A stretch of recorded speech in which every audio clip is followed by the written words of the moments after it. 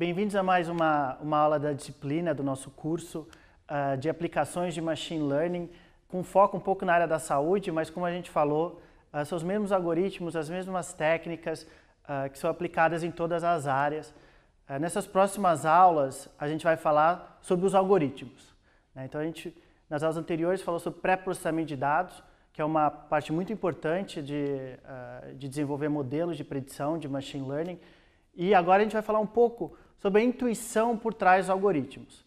Tá? Como a gente tinha mencionado, cada algoritmo procura padrões nos dados de uma forma diferente.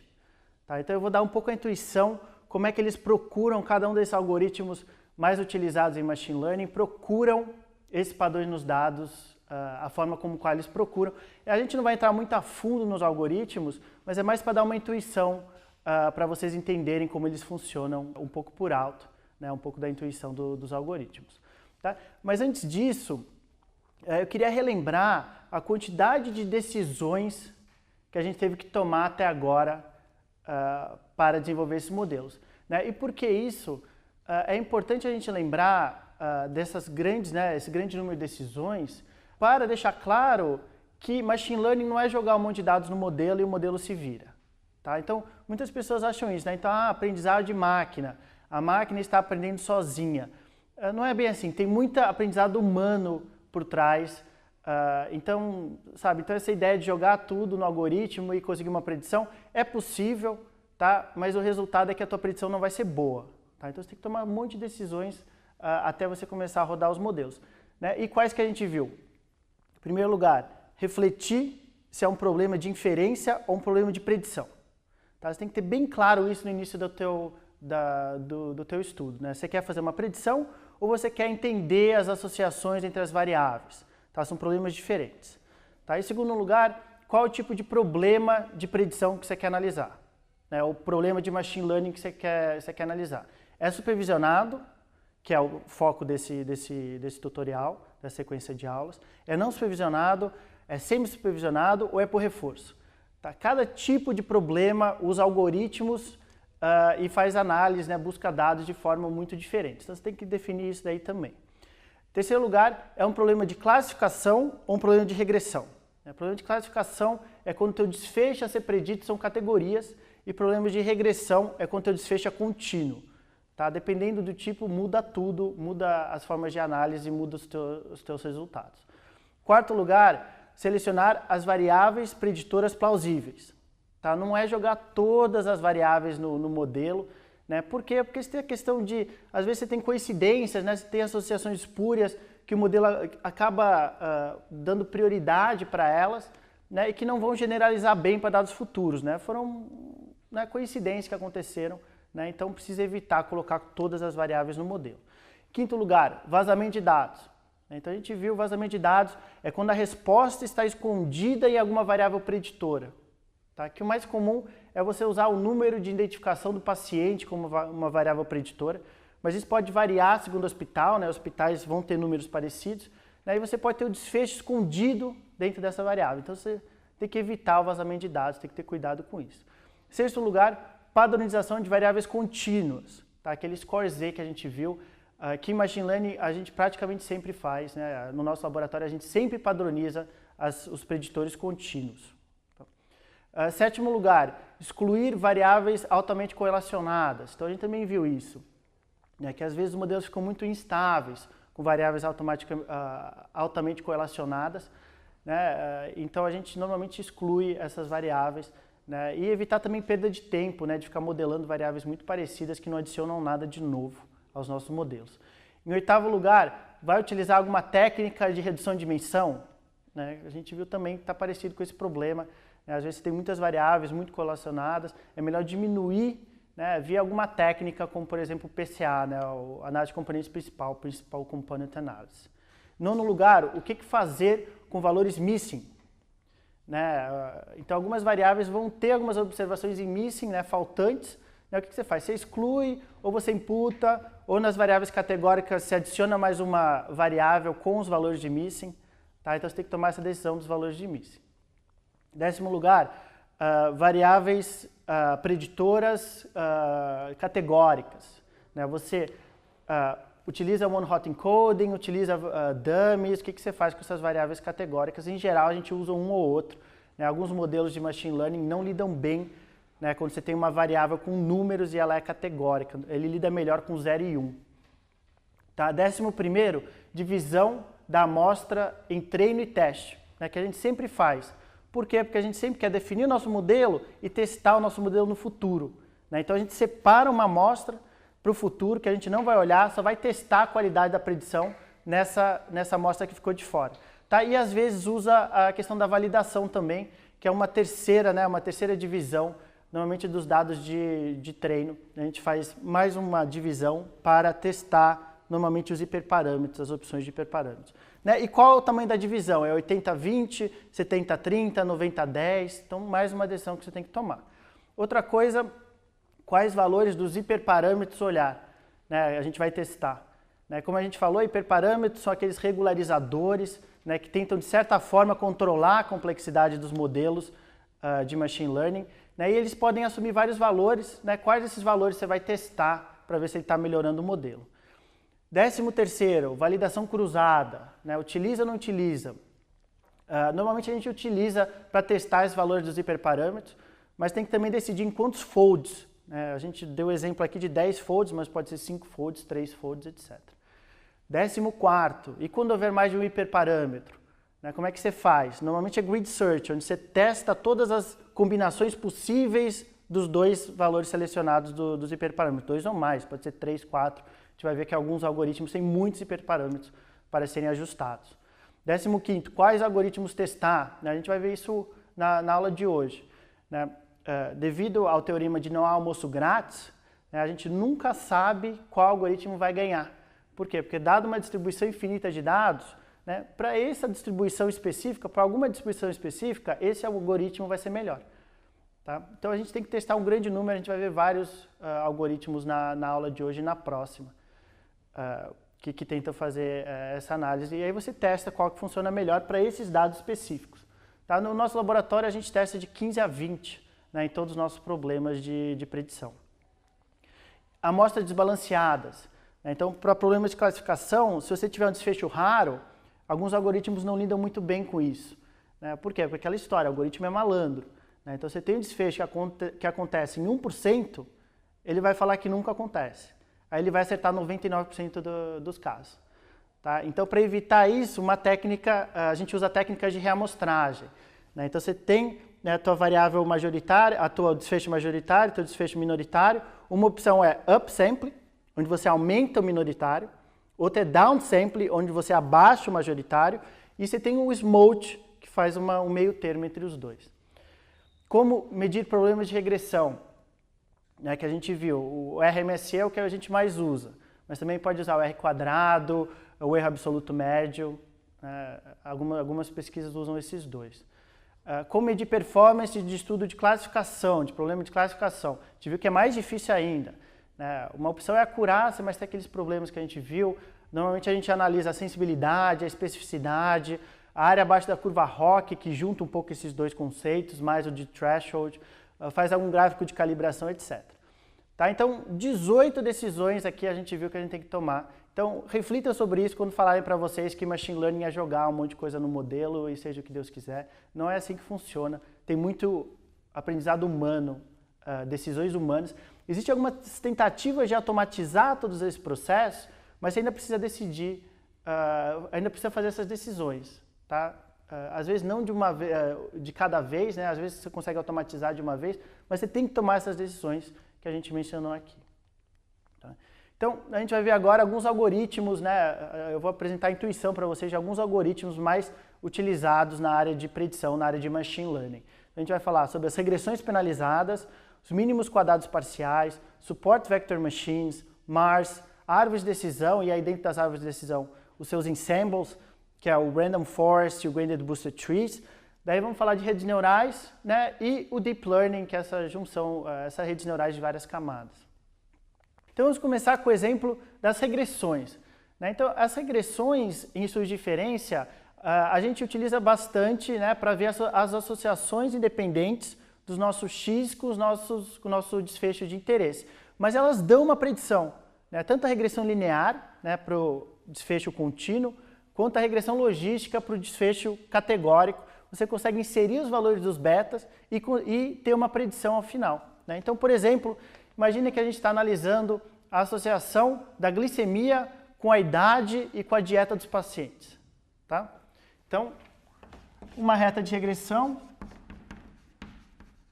onde o nosso y é a glicemia, beta 0 normalmente tem intercepto, mais beta 1, idade,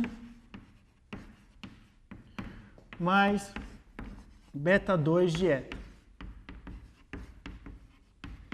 Tá, então a gente quer ver a associação da glicemia com a idade e com algum indicador de dieta, né? Algum indicador de qualidade de dieta desses indivíduos.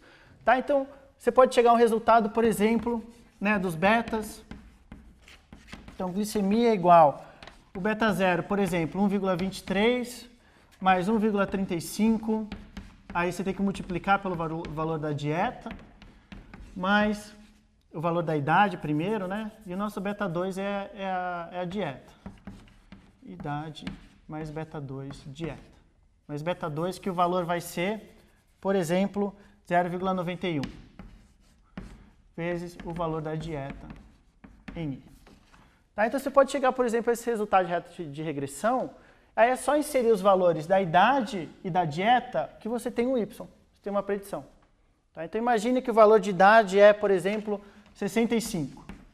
E o teu valor, né, o indicador de qualidade da dieta é, por exemplo, 20. Então, você substituindo esses valores, você chega a um valor de predição da glicemia de 107. 107,18 miligramas por decilitro. Tá? Então, você consegue obter, né, então mesmo que o teu objetivo tenha sido, quero ver a associação da idade, independente da dieta, com a glicemia, você consegue uma predição. Obviamente, eu fiz uma versão super simplificada aqui, né?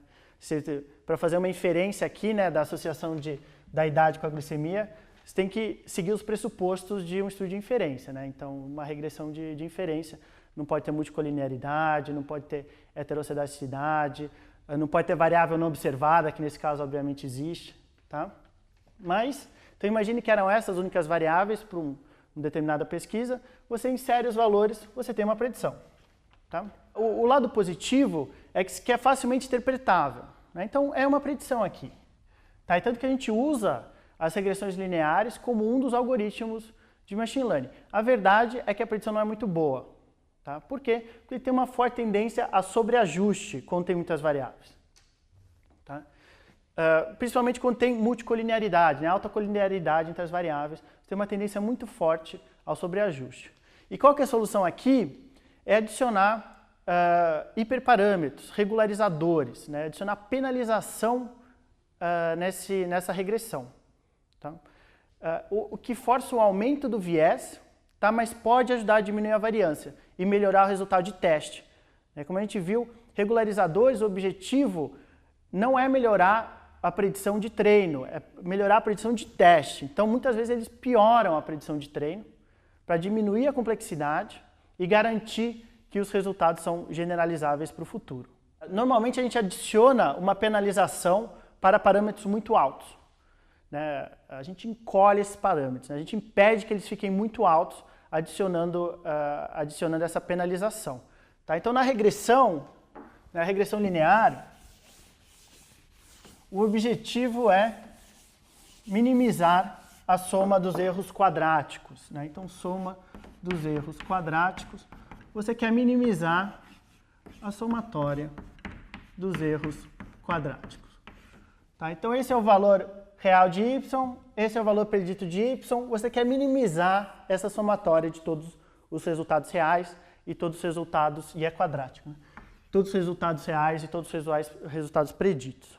Tá? O que você faz com a penalização, né, com essas regressões penalizadas? Você adiciona uma penalização aos parâmetros. Tá? Que nesse primeiro caso que a gente vai ver é uma penalização quadrática. Tá? Então, você está tentando não só minimizar a soma dos erros quadráticos, mas tentando minimizar os valores dos betas. Tá? Você tem um encolhimento, você penaliza esse modelo cada vez que esses betas ficarem muito altos. Tá? Nesse nosso exemplo, a gente está penalizando os coeficientes quadráticos. Né? É conhecida como a penalização L2. Então, o que a penalização, o que essa penalização faz? Ela impede esses parâmetros de ficarem muito altos, né? Também conhecido como penalização de ridge. Tá? L2 a gente vai ver que tem a L1 também, que é de laço. Tá? Então, e como é que você controla a força dessa penalização por esse valor de lambda? Tá? Que quando for zero, é uma regressão não penalizada. Né? Se for zero, então aqui não entra, né? Aqui desaparece. E aí você está simplesmente realizando uma regressão linear tradicional. Tá? Mas quando é valor acima de zero, você tem uma penalização desses coeficientes. O que faz aqui é encolher variável. A regressão de ridge, penalizada por ridge, não faz seleção de variável, que é uma coisa que o laço faz. Tá? E outra coisa, a gente está penalizando só os beta 1, beta 2, beta 3, não o beta 0. Tá? Por quê? Porque beta 0 é o valor médio quando os outros coeficientes são zero. Então não é muito interessante a gente penalizar o beta 0 também. Então aqui um exemplo, né, um gráfico com exemplo de predição de solubilidade de compostos químicos. Né? Então vocês veem que claramente duas variáveis explodiram. Né? Essa verdinha aqui, que é o número de átomos não hidrogênio, né? E essa roxinha, que é o número de ligações não hidrogênio. Elas explodiram, mas à medida que você vai aumentando o lambda, elas vão encolhendo. Né? Esses beta vão encolhendo até um resultado mais parcimônio. E como é que a gente decide o valor do lambda? A gente decide por meio de validação cruzada. Né? Então você testa vários valores. Aqui nesse exemplo que a gente está mencionando, você chega a esse resultado aqui de RMSE para vários valores desse lambda, né? E no final escolhido é 0,036 nesse exemplo. Tá? Então você usa esse valor para estabelecer um modelo e realizar predições no futuro. Tá? O que eu mencionei, então o ridge não faz seleção de variáveis, ou seja, ele encolhe os parâmetros, mas não transforma nenhum dos parâmetros em zero. Né? Se você quiser seleção de variáveis, você usa penalização L1, também conhecida como penalização de laço, né? Que a diferença é que em vez de penalizar os parâmetros quadráticos, você penaliza o valor absoluto dos parâmetros. Tá? Então isso daí é uma penalização de laço, penalização L1. Tá? Qual é a consequência disso? Alguns betas viram zero. Né? Então você tem alguns betas que vão ser excluídos, algumas variáveis que vão ser excluídas do modelo. Tá? Então ele encolhe e faz seleção de variável. Então nosso exemplo também seria feita a mesma coisa com o laço em termos de validação cruzada. Você ia testar vários valores do lambda, né? Que nesse exemplo deu 0,15. Né? E aí no final você testa o RMSE de teste desses três. Tanto a regressão linear normal, sem penalização, quanto a regressão linear penalizada por ridge, quanto a regressão linear penalizada por laço. Tá, nesse exemplo específico deu 0,71 para a regressão normal, linear normal, 0,69 para a regressão de ridge e 0,67 para a regressão de laço. Então, como a RMSE quanto menor, melhor, nesse caso a regressão de laço seria escolhida, caso você só fosse usar esses três parâmetros. Tá? Existe também a possibilidade de se juntar as duas penalizações, de laço e de ridge, que a gente chama de rede elástica, também é uma opção.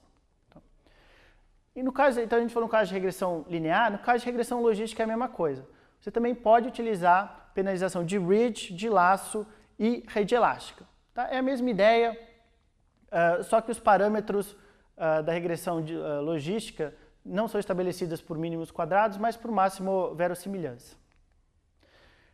Então esse foi o primeiro conjunto de algoritmos.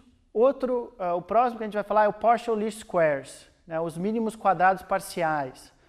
Né? Por que a gente tem que usar? Né? Em geral, a gente usa quando a gente tem muitos preditores, né? Muitas variáveis preditoras, às vezes mais até do que observações, o que começa a ser um problema para chegar num resultado único para as regressões logísticas e lineares. Então, qual que é a solução nesse caso? Ou você remove variáveis, tá? Ou você faz alguma técnica de redução de dimensão, como a gente viu a análise de componentes principais.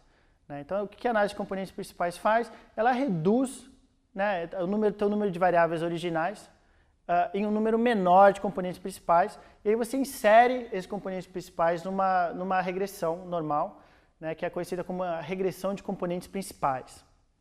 Tá? Esse método é interessante para reduzir dimensão, mas tem a limitação de ser um método não supervisionado. Tá? Ou seja, ele não leva em consideração desfecho. Tá? Então você pode ter uma redução de dimensão, mas não necessariamente essa redução de dimensão é interessante para o desfecho. Tá? Então, qual é a solução? É usar o PLS, né? O Partial Least Squares, que é uma solução supervisionada em relação à análise de componentes principais. Né? Então, o que eles fazem? Ele identifica os componentes que maximizam a informação original dos preditores, mas também garante que tem alguma relação com o desfecho. Tá? E aí tem o hiperparâmetro, nesse caso, que é o número de componentes que você mantém. Tá? Então, vai ser sempre menor do que o teu número de variáveis originais, tá? Mas tem que decidir quantos componentes você vai manter nessa regressão de partial least squares.